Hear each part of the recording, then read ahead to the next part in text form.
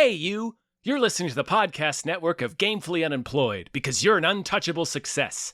To support us and gain access to great exclusive shows like our brand new Supernatural watch-along Himboos, head over to patreon.com/gamefullyunemployed. You'll also get your lucky little mitts on hundreds of episodes of our other exclusive shows like Tom and Jeff Watch Batman, Star Trek The Next Futurama, Spiel Boys, and the complete series of Fox Mulder is a Maniac. We do movie nights, game streaming, regular mini-series and surprise shows, and you can even commission your own podcast about anything you want, within reason. You have nothing to lose and everything to gain by heading to patreon.com/gamefullyunemployed. That's patreon.com/GAMEFULLY unemployed. Probably don't need help with that word.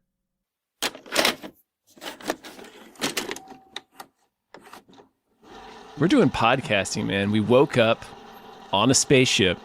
Yep. With no memory of how we got here. Wait, we have every memory of how we got here. And the fact that we didn't remember doesn't matter. Hi, everybody. Hello, everyone. My name is David Bell. My name is Tom Ryman.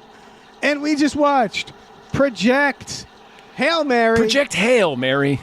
No, Project that's Hail. how you say it. What is our estimated hail fall for this year? Mary, tell me. Please state your name. Ryland Grace. I spoke up from a coma. I'm several light years from my apartment. And I'm not an astronaut. I'm not an astronaut. I'm not an astronaut.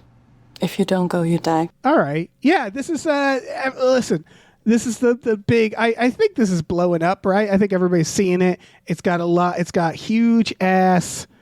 Everybody loves it. Huge ass. Yeah, it's Baby Goose in space. Sandra Hüller. Yeah. She's keeping away from Windows, keeping far away from Windows. Yeah. She's having fun in this movie, which was fun to see her in this in a fun role. Yeah. It's Lord Miller directing. They did. Yeah. And then the guy who wrote The Martian, adapted by Drew Goddard. Yeah. Goddard, who did Cabin of the Woods. And also adapted The Martian. Yeah. So it's like a lot. It's like a lot of it's the returning screenwriter, but not the returning director of The Martian. Right. Yes. And it's just a big team. Yeah. This is one of those movies that I'm like, I bet this movie had a few near misses with let's put it out on Netflix. It's an Amazon film, so I'm sure they struggled with whether or not they were going to just put it right on the service. Right. Yes. Maybe not struggled, but I'm sure it was debated. The book. So I guess my going into this movie was that I very much did not watch the trailers. Same. I still found out about the little alien. I didn't. Oh, okay. Because I guess the biggest news I heard about this was that the trailer spoiled it. And same. What they spoiled was that there's an alien in it, which I guess is in the book. I assume it's something that happens late in the book. Mm-hmm.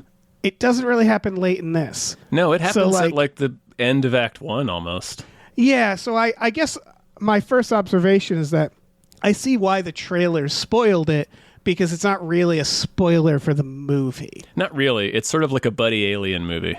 Yeah, this is a buddy alien movie of basically Ryan Gosling in space alone and then this alien in space alone, and they're both trying to save their planet. Yeah, they're both there for the same reason. There's this interstellar phenomenon, biological phenomenon that's eating stars, and they've come from their respective worlds to try to solve it because there's this one star that's not being infected for whatever reason. So they've been sent there to investigate it. What do you think about Project Hail Mary? I did not like it, Dave. I think this is a bad movie. Most people would disagree with you, Tom. I know.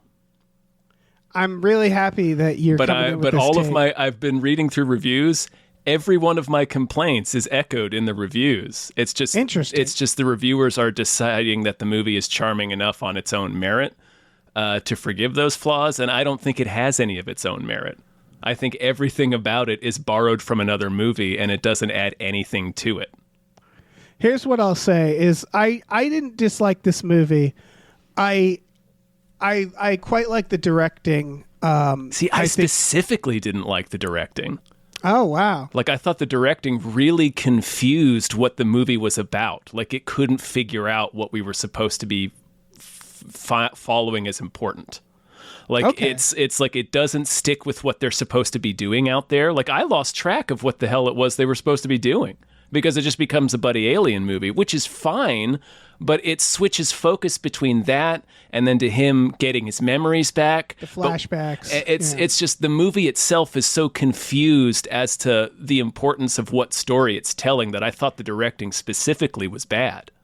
I'm curious about what the book was because this is very different than The Martian. It has similar humor, I guess. In that But it's from fucking 15 years ago, yeah. Yeah. I didn't laugh But a single time either. Like, I thought every joke in this was dated as hell to make me groan almost. I would call it cute. Forced like, cute, though, to me. I think I like what this movie represents, which is like a fairly like simplistic Hollywood like blockbuster style where it's like, okay, it's an adaptation of a book. So it's like I realize that adaptations of books is like that's like I think audiences generally just like new stories, right? And if it's Yeah. adapted from a book, that's close enough. Yeah. Where it's like Jurassic Park, etc. Where it's like it's not a quote original story, and like you said, it borrows from a lot of things already. It felt like a movie filled with stuff that I had seen. This film felt like somebody throwing a net through social media of the last 10 years and assembling a feel-good sci-fi blockbuster from it. Right. But I guess I don't mind that because I'm like, if I guess I'm of the mind where I'm like, people are going to see this movie. And right now, that's all I need, where it's like we need movies that'll bring people into theaters. And like, I think people generally just needed a movie to make them feel good. Yeah. Where it's like something that's uncomplicated, that feels like it has stakes, where you're kind of watching and you're like, are they going to kill the little rock demon? They might. Like, it Little had warp enough creature. stakes. Like, I think of this, and like, obviously I like this movie more as like a Back to the Future, where it's like it's kind of like it's fun, don't think about it too hard, and like it's like there are stakes and the stakes feel real, especially the first time you're watching it, where you're like, oh, what's going to happen here? But you kind of know, like, they're going to save their planets, obviously. Yeah, let's hope so. Yeah. But yeah. I kind of slot it in that part of my mind. No, for sure. And I didn't dislike everything about this movie. And I had a very similar thought to that. Like, this feels like not exactly like an Enemy Mine, because an Enemy Mine is more of like it's more of like a suspense, kind of like a Hell in the Pacific, but it does feel like a genre blockbuster from the 80s in a lot of ways. And I'm sure that's what they were going for. And I'm just glad that it exists. Yeah. That's the thought I had, is that verbatim was, I'm glad this exists overall. I did not care for it because to me it just feels like a very corporate assembly of stuff that we've shown them we've liked in the past, but they just copied those things exactly. Like, they didn't iterate on them. They're not new. It's like all of these jokes felt like jokes from a Lord and Miller project from 10 years ago. Like, Right. Even down, like, one that really jumped safe. out at me. Yeah. It's very cutesy, but, like, it's dated cutesy. It's so dated. Like, the one thing that really jumped out at me is when they're shopping at Home Depot with his buddy Carl, and then Carl's like, we don't need to show ID, we're the government, or whatever. And, Right. or we don't need to pay or something. Yeah, we don't need to pay, we're the government. Right. And that joke just kind of fell really flat in my theater because it's 2026. Right. And it's like, yeah, did you that's write true. did you write and film that joke in a complete vacuum? Like, what, you need to When was this update book some written? of these fucking jokes, people. Like, at Yeah. the very when least. was the book Anyway, originally written? I'm not sure. But it felt like so in a bubble from 10 years ago to me. Right. And just like, yeah. Here's all that stuff you 2021. guys liked about the Lego movie and, you know, the other Lord and Miller projects that we all liked. Right. Yeah, I don't think I disagree with you. I simply like was in the right mood for something that, again, uncomplicated, where it's like I was even surprised that the movie added, because so like the question of the flashbacks were very like weird at first, and you realize what they all kind of serve, which is his arc, I guess, which is that idea that they're setting up this idea that he was essentially kidnapped for this. Like, that's the reveal. He was kidnapped. Yeah. The reveal is it's him like he wakes up, like you said, he doesn't have a memory, and they keep showing these scenes. And I will say, like, that was a little confusing to me because I was like, I guess this is his memories coming back, but it doesn't feel like that. They're not really related to the scenes all the time. Right, and it just feels like flashbacks, and I'm like, does he know these flashbacks? Like, if he was watching them on a video, or if they did something to signify, like, these are definite... Like, they did a couple, like, the blurry shot stuff to show, like, okay, I guess these are memories, but they kind of bookended it. And so, like, when they just started going back to scenes, it definitely was like, wait, is this him remembering or a flashback? This is part of the same flashback, and that's what I'm talking about with the directing being confusing. Like, I don't think this is well directed. I think they did that. All right, so here's my... I will say this movie is almost... It's 2 hours and like 30 minutes. It's way too long. It's nearing 40. Yeah. Yeah, and I think a lot of it was the flashback stuff. And I wonder if, like, obviously the book had it. It must have had it in. And I assume the conversation was like... There's probably some element of like, well, he made The Martian, so let's just make the book. Let's make the book. Trust the book. And the idea of like, we need to have more people in it than just Ryan Gosling and this rock demon, right? Yeah. Like, there might have been that conversation because the flashbacks fill out the cast. And again, like, fucking Sandra Hüller is there, and I'm like, I'm so happy she's here. I love her. Mm-hmm. I love her and Ryan Gosling doing scenes together. Yeah. And like, and so like, I guess I get why they did that, but to your point, functionally, I'm like, I don't know if I needed to know this information. Well, and a lot for of the them, story to work. Yeah, like I think they're overweighted, for sure. And like we've been saying, they're just kind of jammed in there a lot of the time. Like sometimes they're triggered by something he's seeing or doing. So it's a little more like, so it's more, oh, okay, this is triggering a memory. This is a memory he's having. But other times it's just slapped in there like, well, we're going to cut back to the flashback now just for pacing. Right. I'm like, cool, but like, what are we doing? Like, right. And I just don't feel like it was load bearing to his, like, I guess the question is like, and now the thing what I'm is thinking his of- character? That's what I was about to say. His character arc and his character, because they establish like he wakes up, he doesn't really know how anything works. I like that idea of someone who's just completely, like they assume the other astronauts would live to be able to explain things to him and Right. explain, Do we train learn him. why they're dead? Space. It's like space. It's like space. They don't really.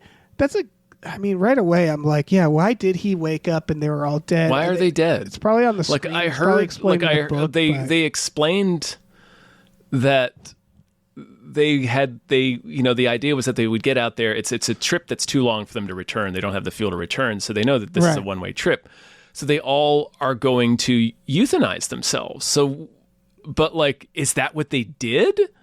I don't And if they think so. did, then why? I don't And think why that's is what they he did. alive and they're dead? Like I was still unclear on that, and the movie may have given that information, and I may have missed it. My interpretation was that because that information happens later, that they're all going to kill themselves. Yeah, this My happens much interpretation later. Yeah, of the moment was that something went wrong. but we learn and what I happens kind to of- Rocky's crew. Like they got poisoned by the radiation. Right. And what's interesting is that, and this is why this is like a don't think about it movie, where it's like, I just kind of continued the movie assuming like something had gone wrong. And now that we talk about it, I'm like, I don't remember the movie telling me what had gone wrong, though. It just was like something went wrong. All right, let's move on. Yep, they're just and dead. whatever went wrong didn't come back to haunt him. It didn't pay off in some way. It didn't, it wasn't like, oh, that thing that killed the crew is now a problem later in the movie. Or at least I didn't flag that. Again, like, I went to pee a couple times, so maybe I missed something.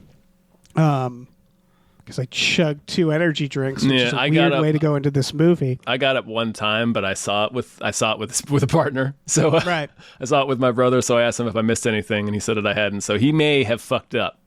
Yeah. But this is once I knew it was the 3-hour long movie, I was like, I'm not going to worry about sitting there the whole time. That's just like one of those things that I do where I'm like, I'm going to relax about this. But I mean, there's just a couple of like there's a big plot point that hinges on that Rocky doesn't understand radiation. Like his alien species doesn't understand how radiation works, which is fucking impossible for them to travel through space. Yeah, I kind of liked what they were getting at. You can't not understand radiation and have space travel. Yeah, I liked the idea of what they were getting at, which is that you have an alien race and a human race, and you realize that the aliens are advanced in some ways and the humans are advanced in some ways, right, depending on what they focused on, and they're able to kind of combine forces. Yeah. Like, I like that general idea. I never fully understood Rocky's race and, like, what they were completely capable of. It's to set up that he has to, and when it looks like he's going to go to Earth at the end, it's to set up that very last sort of twist where he has to turn around and go save Rocky, because the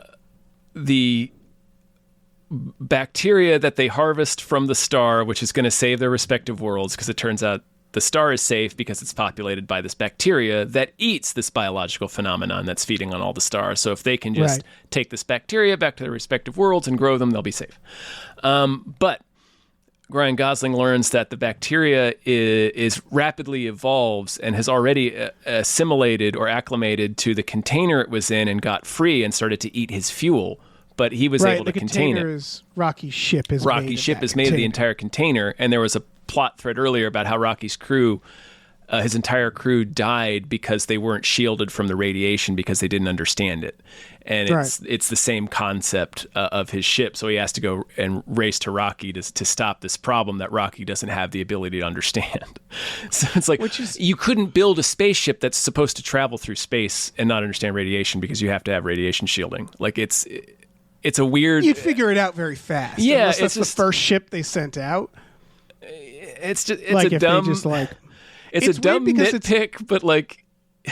Anyway. Well, it's not... It's interesting because it's not necessary, I guess, to the... Yeah. That's the thing. This is why I was like, don't think about it. Yeah. Because it really... Like, going into this from The Martian is the opposite. It's like... It's Crichton-esque, where it's like... Yeah, it's like that was the fun of The Martian. Exactly. This is the complete opposite. At least this movie. I don't know the book. Maybe the book actually, maybe you read the book and go like, oh, that's a really interesting explanation of why the aliens don't know about radiation. Like maybe there's a lot more detail.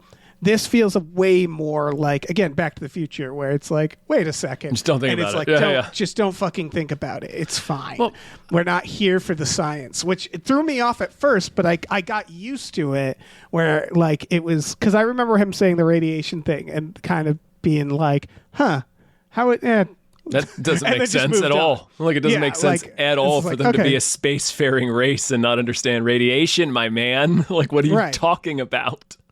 But again, like if you heard that in a Marvel film, you'd be like, sure. I would probably say the same thing. Yeah, that's true. But the movie went on for so long, and I thought this movie was boring because it wasn't charming to me. Like I said, like all the jokes felt so dated and everything felt so forced and just such a facsimile, not even an iteration, just a facsimile of what we've seen before. I was so bored that I was sitting there thinking about this stuff. Like, why would a mostly European, an entirely not American operation, like I think he's the only American, why would it call itself Project Hail Mary? That's an American sports term. It's a great point.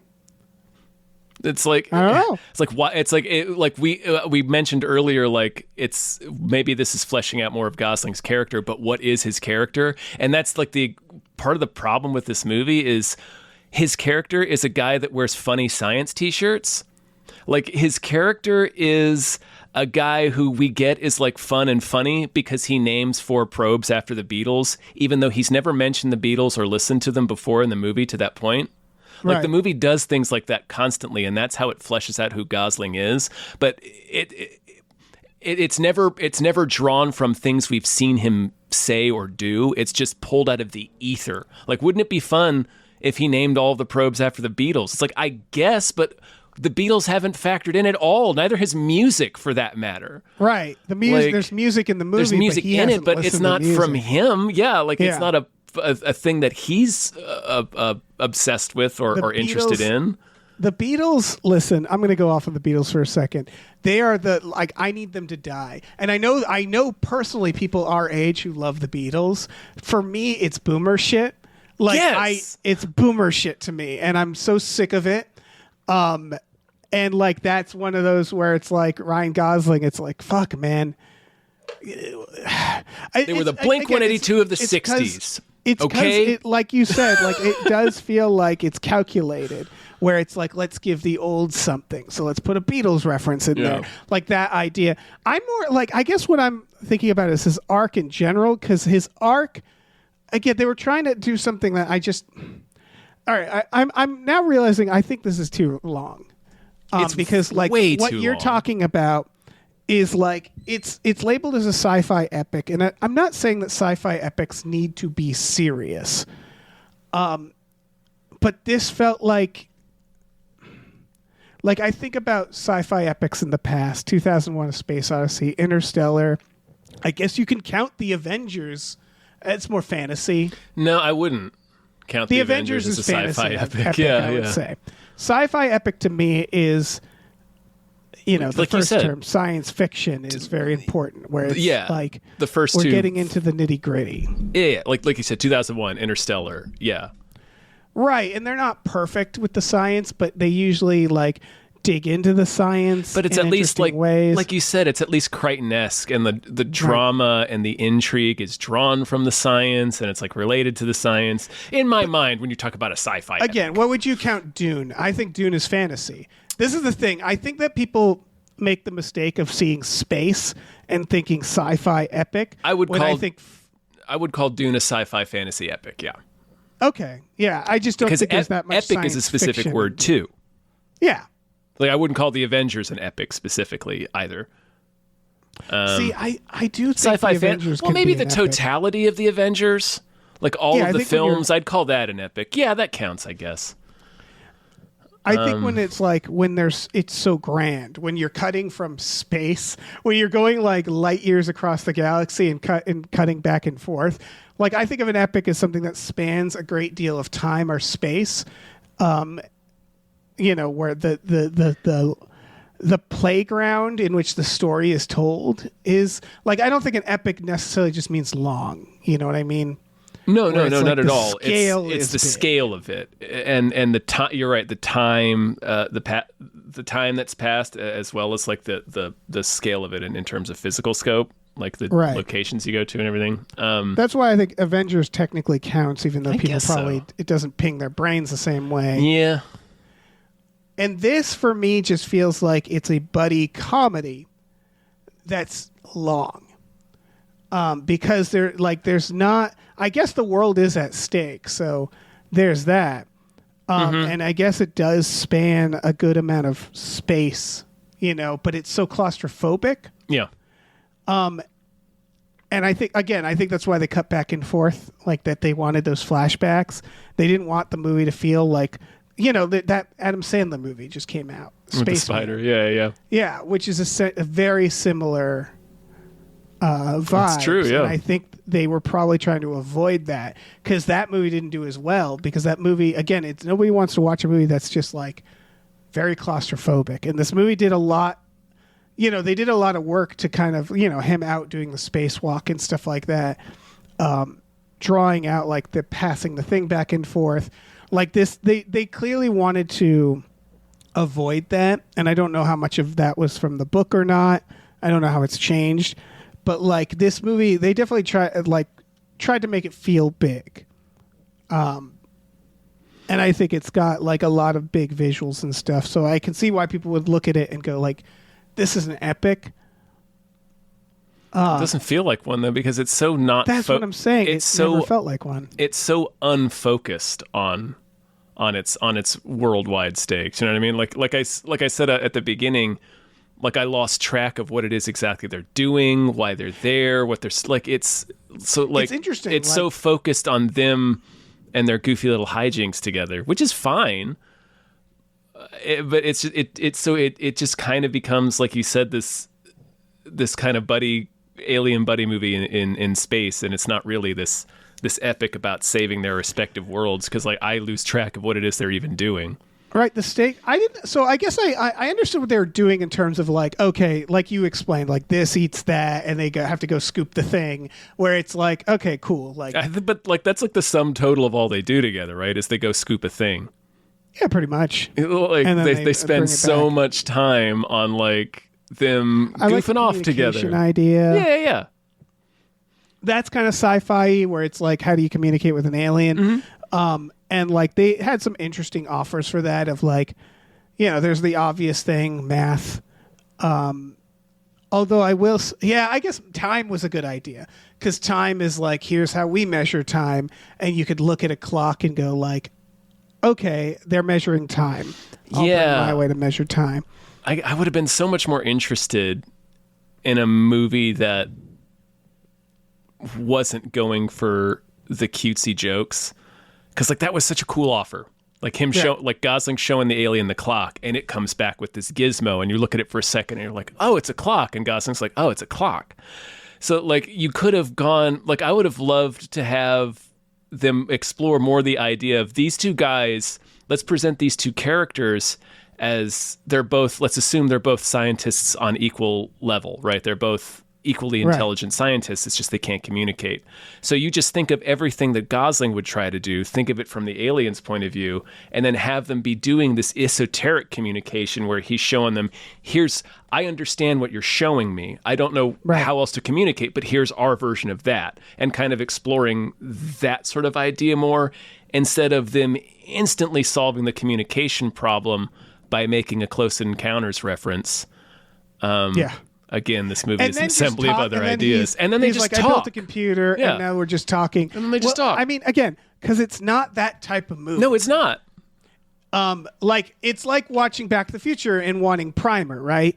And I kind of agree with you where them communicating was really fascinating, and I wish that was more of the movie, weirdly. Like I actually could have watched the majority of the movie being, how do I communicate with this alien in order for us to save our planets? And the saving the planet thing would be weirdly fast, where it's like we just have to communicate, and it's all about that idea of like they each have a component that the other one needs, something to solve this puzzle. I agree with you. And then once the Rocky starts talking, he's just kind of a cool dude. Right, he's just sort of like a wisecracking kind of pet.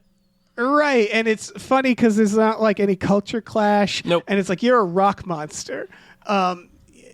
It's like the fact that he has like a mate, and like they gave him a mate to humanize him, right?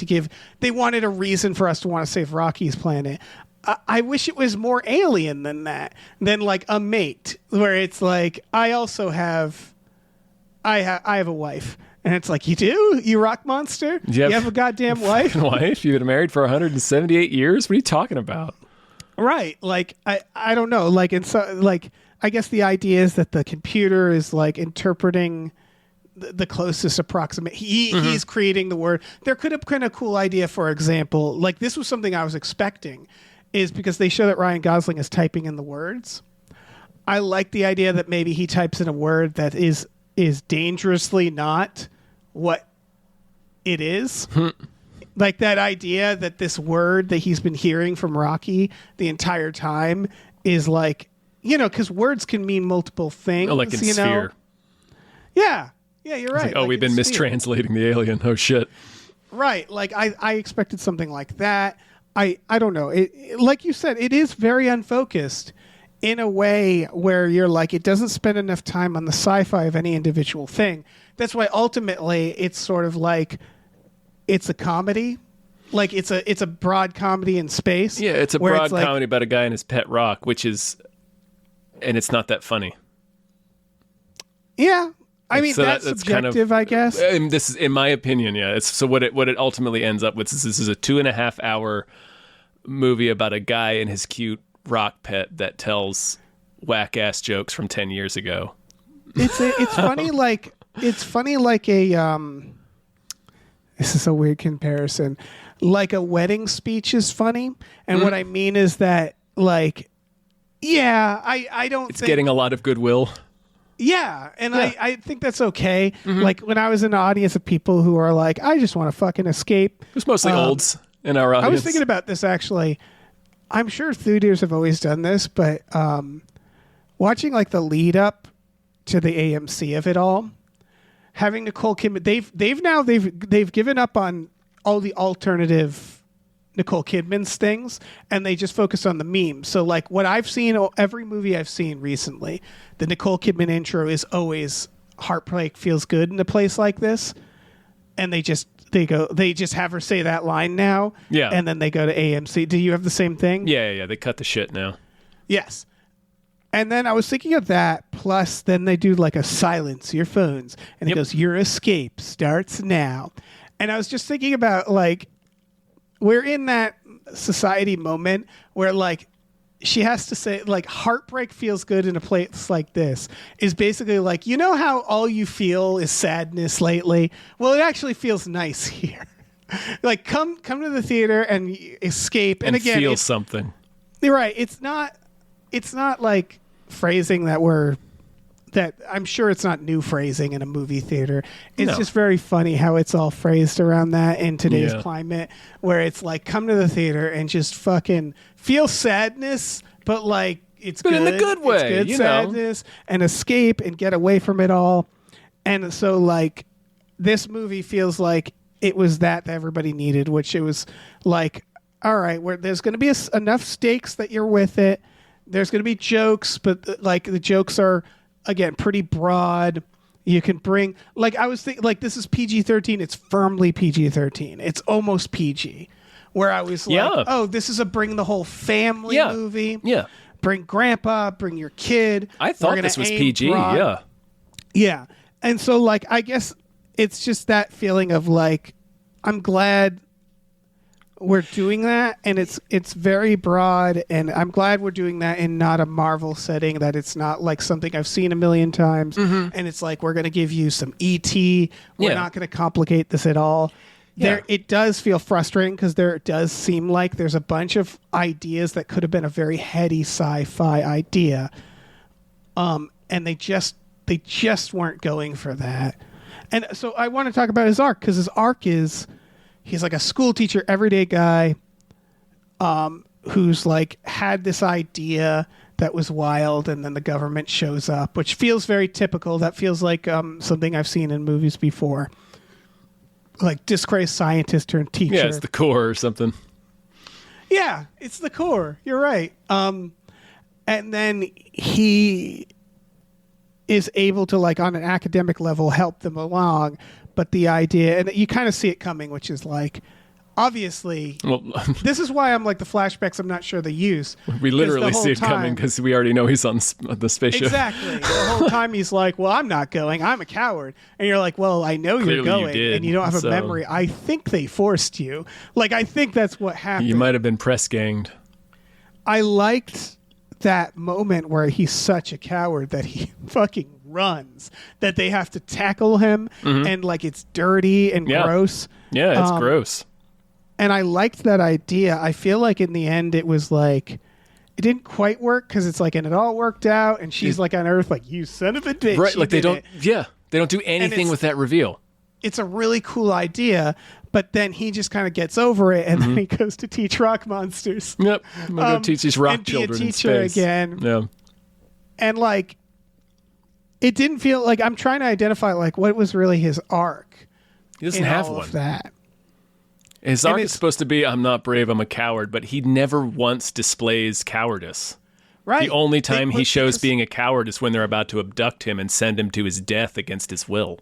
They're showing it all out of order in a weird way, and like there has to be a character trait that he's showing on the ship, and then the reveal is like, because he doesn't know who he was, and the reveal is like, you're this type of person that maybe is the type of person you'd expect to be. Maybe that, right? yeah, that's probably the idea, is that he actually is brave. He just didn't remember that he was a coward. Exactly. Like, that's a cool idea. It didn't feel like it was like represented throughout. Yeah, clearly it They wasn't. have the part where Rocky's yeah. like, "What's the word for that?" And he types in brave, but he doesn't say it. Right. Like yeah, man. So like I said, I'm glad this movie exists. I like you're saying, I do feel the goodwill toward it. Like, I appreciate the heart behind it. Like, I love that everybody seems to be on the same page about what the spirit of what they want to create is. Right. It's just, I wish this was better. Like, Audiences, I liked wish, it. yeah, I wish this was better. Like, I wish it was funny. Like, I don't think this is funny. It's just like, they had the first gag he does is the shriek he does from The Nice Guys, and it's like, yep, we know that's the thing he does. Oh, yeah. It does. It's like having Jim Carrey in your movie and having him wake up and say "Alrighty then." Right. Like, this movie made me groan with its comedy. Right. Like, and it's such a bummer to me, because I like you said, it has all the goodwill for me. I'm glad it exists. I'm glad people are seeing it and enjoying it. It does remind me of an E.T. or a Back to the Future. But it's weird to say, like, I feel like it's more hollow and more of a Marvel play, but I feel like the Adam Project was more successful at being an emotional version of a story, Really? of a premise like this. Yeah. Which one's the Adam Project? That was the one where where Ryan Reynolds goes back in time, and it's his young self, and it's I Mark definitely Ruffalo's his dad, and he's dead, and Yeah, that was fun. I think That they one had the Netflix sheen. it did. Like, this one, I think, it did, looks and it had way the Marvel better. sheen. Yeah, Yeah, and that goes a long way for me. Where Mm-hmm. it's like this one just felt a little more like beautiful to watch, and so like again, like it really is like you have to throw the sci-fi out. I'm thinking of Yeah. parts where, like, for example, when he's spacewalking and he has like the container that has all the hope for mankind, and he's just sort of trailing it, and he like playfully yanks it in the thing, and I'm like, what are you doing, don't man? do that, man. Yeah, like it's that where like it really is like not The Martian, where it's Yeah. like it's not treating space or the science space. or the stakes very, very hard. It's very, again, it's Back to the Future, where it's like, I'm in a time machine, blip blip blip, we're going, and It's it's fine. like, don't mess with time too much, but it's okay. Yeah. And it's like, all right, like we'll explain it. Yeah, Where it's like this, the science really have to get over the humor. Yeah. Like you said, like it. If the humor doesn't work, then the movie doesn't work. that's what I'm saying. Like, I nitpicked the science a little bit just because that radiation thing like slapped me in the face. But like, I agree with you. I don't care about the science as much. As soon as this movie made it clear that that's not what it was, it's fine. Right. Like But it's jarringly not that way. It's, And weird. very much not. I guess This is it's- the I science guess in this it's- movie is magic. Like, I mean, it is Right, in The and- Martian too, but it's like Crichton magic, like we said. Right. It's weird. I guess it's weird. 'Cause the idea is he's a regular. I liked that he's putting up ropes everywhere, because I like the idea that he's a guy with absolutely no experience in space. Although even that, he then like later flies the ship, and I'm like, I don't think you could do that. I don't think you could fly the ship, right? Nope, guys? I don't Like, think you could just hop into a spacecraft and fly it. Yeah. You can. So like, can you even do that in a offer jet? Kind of. Yeah. Like, what makes you think you can do it in a fucking spaceship?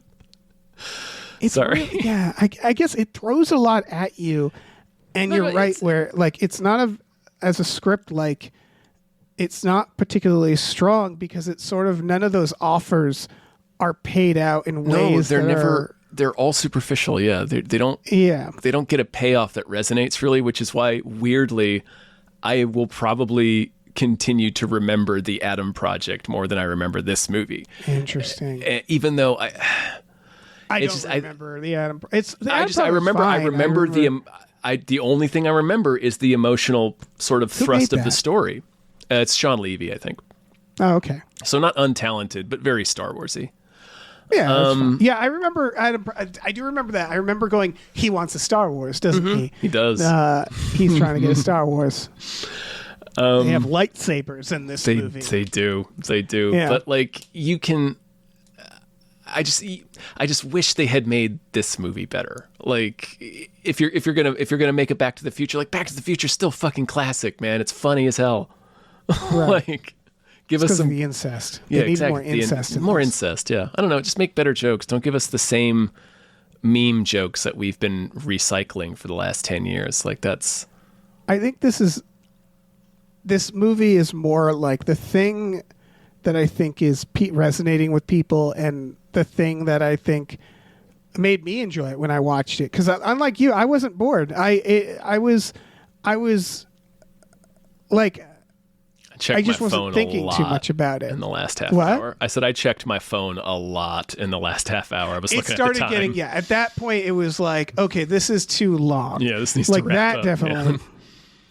Yeah. But I think it just gets away on a lot of charm for people. Mm-hmm. I think Ryan Gosling is, again, it was aiming for that. It was aiming very firmly for let's cast the widest net. So let's get Ryan Gosling in there. He's Ken. You know, let's have him do his funny Ryan Gosling guy, which again, it works for me. He's, you know, he is like, charming. It's just he's barely there. Like, the material is so thin. It's it's scene by scene. It's like, yeah. It's like, who is this guy? Yes, the character of it all is really interesting, because the more I think about it, the more I'm like, did he want to teach math to rock monsters? Like, I don't know what he wanted, because they gave him nothing. They even say, you have no family, you have nothing. So it's like he's a man with nothing is the idea.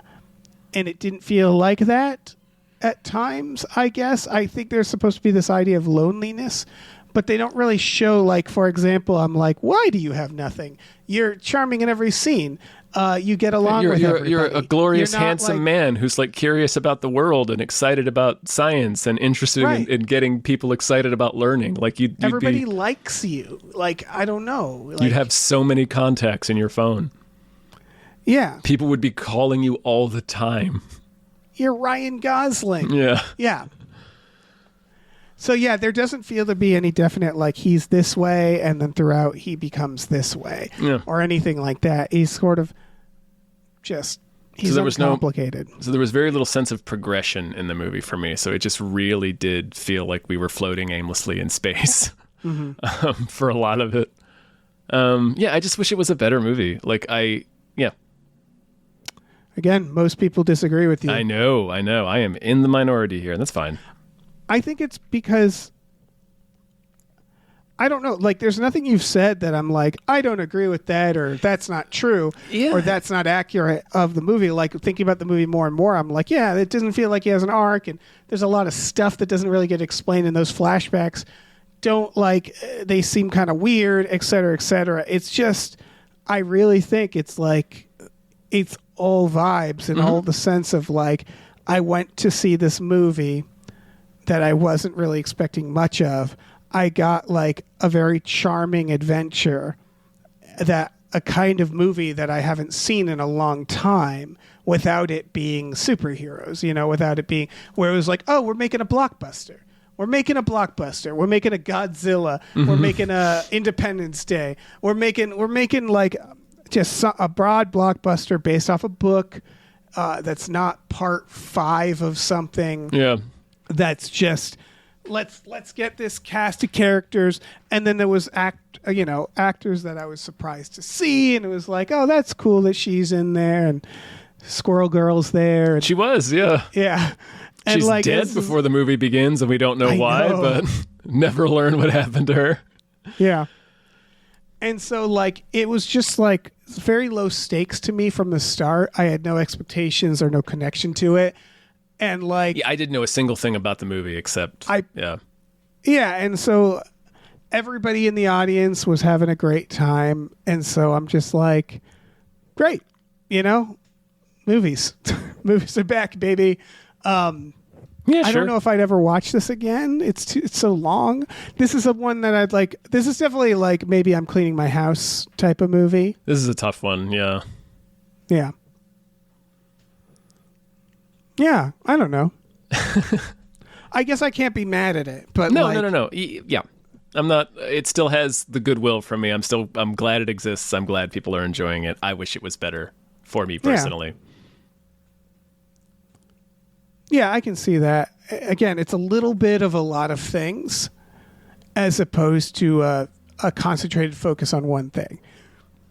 That's how I think of it, where it's like it's a little bit of sci-fi, it's a little bit of fantasy, it's a little bit of adventure, it's a little bit of humor. It's trying to be all the things.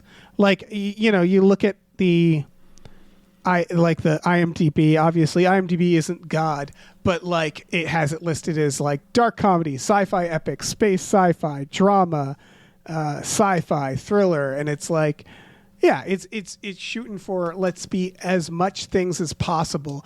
And I do think that's where it has kind of the Marvel issue. Mm-hmm. Like what sets it out from modern or from older blockbusters. So I think older blockbusters tried to be more focused.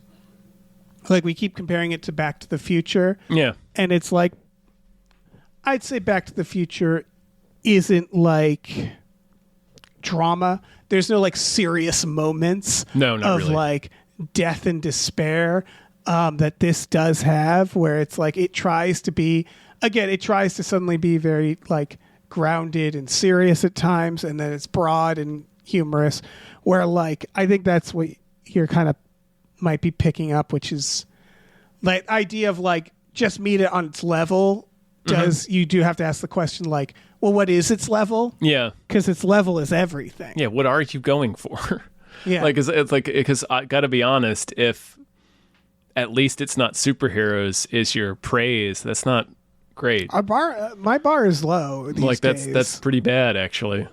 Yeah. Like, But so for me, I'm like, it's about stopping the bleeding and getting films back to a place. Yeah. Because people are very uninterested in Hollywood right now. they shouldn't be. They shouldn't be interested in Hollywood. It's trash right now. And so like, but I think there's like this feeling of like Hollywood needs to start slowly learning correct lessons. Mm-hmm. And I'm like, this gets them on the path to like, all right, we're getting back into like movies that feel like I guess I mean, yeah, Hollywood's in trouble because blockbusters are in trouble specifically. You know, like there's still great movies out there. Yeah. But it's like the money makers aren't making money for them. Right. They're spending a lot of money on things that aren't. The way they've structured the industry over the past 15 to 20 years was based entirely on tentpole blockbusters, and that is like, no longer the formula. Right. Like everything, there's no middle class, right? There's no mid, but, and then like these, for a while, these $1 billion things were working, and now they're not. They're drying up. Yeah. And Can't make $1 billion a movie anymore. Turns out that was weird. Right. And I just hope they look at this and go like, okay, recalibrating, like book adaptations, like I think generally audiences like seeing things that they feel like they haven't seen before, and it was getting so samey. And it's weird that this movie is that, but it is, even though it's like a little bit of E.T., a little bit of this. It is literally just a collection of things that we've seen before.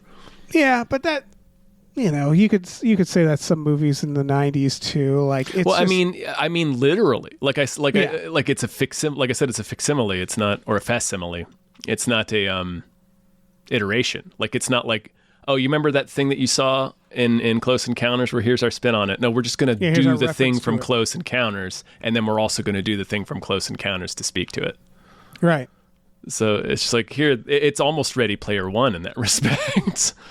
Right, it's a bunch of things. Yeah. But again, there's some E.T. in there. There's like, you know, I guess some Mac and Me. Is there some Mac and Me? There's a lot. Probably. I mean, we did a lot of these movies after E.T. We made a lot of ETs, yeah. Yeah, This is a budget of $230 million. that is a lot. So it's not like, it's only not a superhero movie in the sense that there's not any superheroes in it. That is too much money. They spent too much money. Mm-hmm. That's $248 million, excuse me. just what do you, man? They're probably going to make that money back, but like, let's see. Variety has reported that it needs to gross at least $500 million to break even. So to break even, it needs to make $500 million. Yeah. See, they're not learning this anything. Is part of the problem. Yeah. Not learning anything. I just don't know where that money went. Like, again, this is a good-looking movie, but I'm looking at it and I'm like, I don't know, man. It's a lot of effects. A lot of effects. A lot of effects. Yeah. Yeah, was that little dildo a puppet? I think he was a puppet at times. I probably think not. some I remember were there was some probably news puppets. there was some very funny news where they were like, we didn't shoot on green screens, and people were like, oh yeah, practical effects for the win, Project Hail Mary, and it was like, okay, slow down, everybody, slow down. No, they filmed on that stupid Mandalorian soundstage. Right, and like I'm sure again there's some practical sets, there's some puppet effects. That's cool. There's still CGI. It's just a nice marriage of all those things. Like, yeah, it looked charmingly practical in in a lot of the spacewalking scenes, for instance, like the spacecraft and stuff looked like physical. It looked good. Yeah, it looked good. I don't know where $250 million went. Yeah, I don't know where that money went. I'm trying to think, and I'm like, I guess I don't Didn't look know that how good. much things cost anymore. Didn't look like Interstellar. Right, and I'm looking at this, and I'm like, wait, why did this cost so much? Yeah. Like, what? That's so much money. I don't know, man. Inflation. I guess. Maybe. So this is the thing. Is like maybe this is what it costs to pay people for their work what they're owed, and if that's the case, I'm like, fine. We still should probably think about this situation. Then maybe we shouldn't make movies at this scale. Right, but it's hard because maybe our this spaceships scale, can be smaller. I guess. Maybe our aliens can be puppets. It doesn't seem like that grand of scale. No, but there's a lot of it. It looks There's good. a lot of it. I think this is why people talk about how Marvel films have shitty CGI, and this is probably the reason why, where they're like, we can't afford it to be good CGI anymore for whatever reason. A lot of it is rushed. A lot of it has to constantly change at a moment's notice as they make like this. That's the thing. They where like also do a bad Quantumania, job. the effects weren't finished at the premiere because they were making changes and stuff because of how their phases and lineups work like up to the last minute. So like that's why the effects in Marvel movies look janky a lot of the time. That's true. Yeah, so I don't know. I just don't know where all that money went. That's so much money. They paid Ryan Gosling a lot. Yeah, but like, even then, Cool I'm like, $100 million for Ryan Gosling. Yeah, what are you, fucking Robert Downey Jr. as Iron Man? Jesus Christ. It all went to Sandra Hüller. Yeah, that's She right. was Yeah, like, yeah. She's like, I no, was give me that money. huge. Give me that fucking money. I'll throw everyone out a window. Or maybe I didn't. Yeah. Maybe I won't. Maybe I won't. I'll never tell. I did see a delightful interview clip with them on the junket circuit where Gosling was like their first scene together. They never met before. Their first scene together is walking across the campus. We're just like, we're supposed to walk. It's like when they're first meeting too in the movie as well. And we're supposed to walk from here to that bicycle. And it's our first take. And Sandra just leans into me and says, I'll race you to the bike. And apparently that's like just what she's like when they film. So yeah, it was like it's very, very charming. Like again, everything about this movie is charming. Like it has charm in its DNA. It's just I wish the end product charmed me more. This really felt flat to me. Flat, like Fantastic Four flat. I'm curious how people are going to think about this movie in a year or two, because maybe there'll be more and more people kind of like or maybe not. It'll get cooler. I was like in the right mood, and I just, because I guess ultimately it's not, I think part of it is like, it's not saying anything toxic or anything like that. No. where It's I'm actually just very like, positive. It's about working together to solve a problem.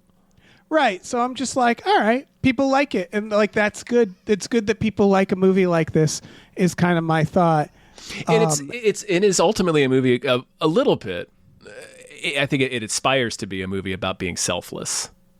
I don't know that it's 100% consistent with that, but like it's a nice, I get that people are vibing with it. It's a nice positive vibe.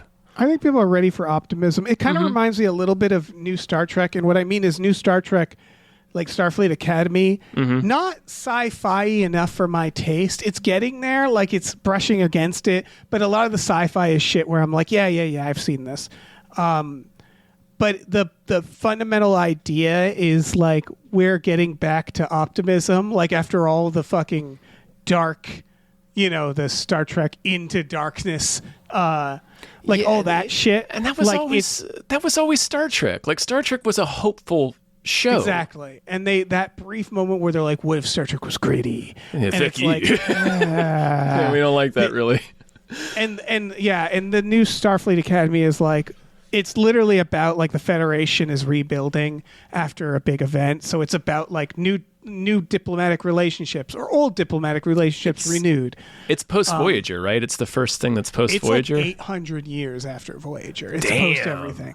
The idea is there was a big apocalypse event and everything fractured. So literally there's episodes where they're like, we're trying to get relations back with the Klingons. Oh, damn. Like with the okay. like where it's like where like and it's so it's like a reset which was needed for the franchise on a meta level. Yeah. But it's also nice because it's like, hey, remember diplomacy, remember peace. No, I like that though. That's kind of cool. I may have to watch that. Right, and I think that people are, and it's not quite for people our age. It's like it's a little like don't make it Saved for by the us. Belly, yeah, exactly. Like it's actually for younger people. Yeah, but I'm appreciating the dorky optimism of it. Yes, take the spirit of make the same idea of the thing, the same theme, the same spirit, but don't make it for the same audience over and over. Right, make like it for I the like that. I for the feel new ones, cooler the than youngins. You could watch it. It will spoil. There's an episode that spoils Deep Space Nine. So you would want to. You'll know it when you see it. We got to do our Deep Space Nine podcast first, then. I know. It's all to say that I like. This is what I'm saying. Where it's like I like this vibe and this direction and this idea of like, what if movies? They're always going to be corporate, but what if they didn't feel as corporate? Where it's like, oh, this is part whatever of this branding, and like it's a bunch of just mascots fighting each 100%, other. 100%. Yes, mascots, action figures banging together. 100% agree. Totally agree with that sentiment. Totally agree. That's the vibe and the heart of what the creators of this project were going for. This movie still ended up feeling very corporate to me. Yeah, I know why. The Beatles thing is a big giveaway. But it's like, again, it's baby steps where I'm like, I like that it's just happy. Yeah. Like and that's what I liked about The Martian too, which was like, oh, I like that there's movies don't have to like be it's very always subversive and always dark or gritty. Right. It's just like Martian was very Apollo 13. Right. Like it was about like, oh, that's human ingenuity. Let's get together and solve this problem. And it's like it's a a good dad movie. film in Yeah, that it's a dad film. Yeah, for sure it is. It's Ridley Scott, right? It's sort of like the new Superman was that, where I was like, I just like having a movie be like, we just want you to feel good. Yeah. What if there was just like a person who was good trying to do good things? Right. And then it works out. Like we've done. And What if like- Superman was bad for so long? It's not, Right. Like we have and The Boys on TV, so it's like it's just having a movie where it's like, what if Superman was like, nice? What if he Right. was Superman? And there's like, there still feels like stakes, even though everybody knows they're gonna succeed. I like it when you have that feeling of like, come on, guys, just pretend it could fail, so you can feel like scared for the. And then happy where it's like a little dopamine rush. I didn't get that really in this movie, for the record, but it's in the movie. Like if I was a child watching this. They play with it a little bit. It does enough. Like it's unfocused and it's to its benefit enough that there was a part maybe midway through where I wasn't sure who might live to the end. Yeah, I was like, is Rocky going to die? Rocky going to die? Is Gosling going to die? Again, like it's E.T. They do an E.T. beat. Where he's shriveled up. They do the E.T. beat where he shrivels up and has to go into an oxygen tent. Right. And then he comes back to life. If you're a kid watching this, you're like, it's the first you haven't seen E.T. You're like, I get to have my E.T. cry. I think kids probably would fucking love this movie. I think Because why wouldn't they? clearly most people. I'm the odd person out, and my old person yelling at a cloud rant has been made clear on this podcast. Yeah, I mean, but I get what you're saying. Yeah, for you sure. know? I just, yeah, it's.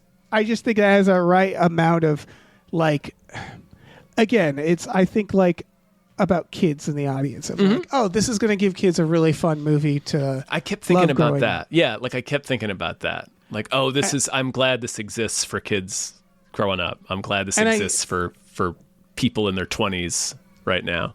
Right, and I'm glad it didn't just like limp out on fucking streaming. Yes, I'm yeah. glad they were like, let's do this in theaters, let's Give it do a this push. right, and everybody showed up, and like I just appreciate that. Yeah, even people though are it seeing is, this. it- Yeah. yeah, there'll be little like this, like you could have McDonald's Rocky tie-in Happy Meals, right? Like this is like, and so I'm like, I appreciate just something kind of new that you could do that with. Even Rocky, by the way, they pulled from for Rocky specifically. You know what movie that reminded me of? Apollo 18. Yeah, that's true. Yeah, the moon rocks. That's why we didn't go back, folks. That's why we never went back to the moon. They were rock monsters. Spoilers for Apollo 18. It ends with that on-screen text of how many moon rocks there are on Earth. Yes. What a great What a piece of shit heroic that swing movie is. that film was. You know, the makers of Apollo 18 saw this movie this weekend and were like, fuck Son you. of a bitch. Yeah. That's what I mean. It's like even Rocky is like, it's not an original character, but it's original enough. Not, most people probably aren't like, hey, that's from Apollo 18, the movie from like 2011, where it's like it gave us this weird little boog. Like this is the thing that like James Gunn is good at, right? Yeah. Although he's pulling from comic books, but it's just like giving you new. It's weird. It's so cynical to say new toys, New toys. Yeah. Yeah. New things But to be we grew up charmed on and that delighted too. by. Yeah. I don't Yeah, have I anything don't else know. to say. Yeah. Yeah. Yeah. I think I feel good. I'm glad. This is weird to say. I'm glad you were very critical of it, because I will say going into this, my thought was like, I don't really have much to say about this movie. Like it didn't wow me like a piece of art.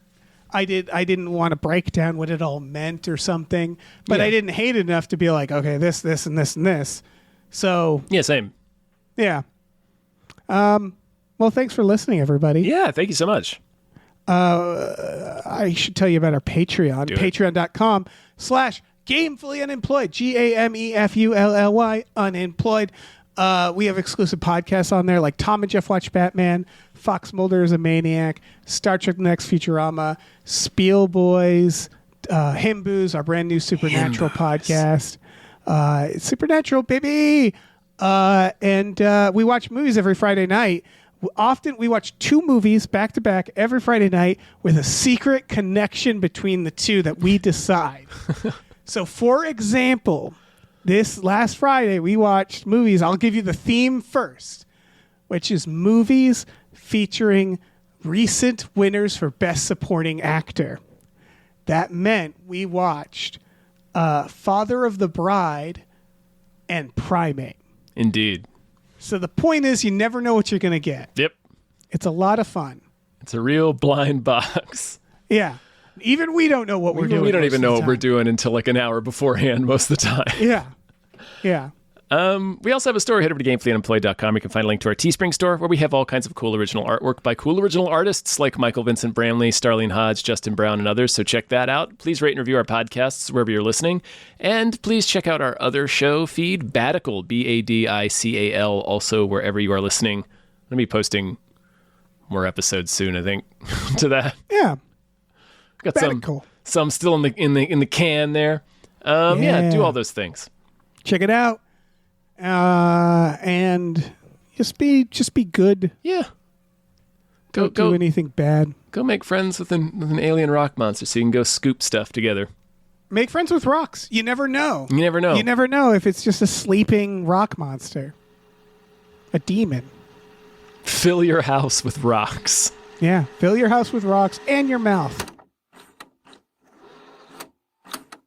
Hey, listen, our music is produced by Chris Corlew. You can find him on twitter.com as The Corlew or go to shipwreckedsailor.bandcamp.com. Our channel artwork is produced by Michael Vincent Bramley. For more of his work, go to mvbramley.art.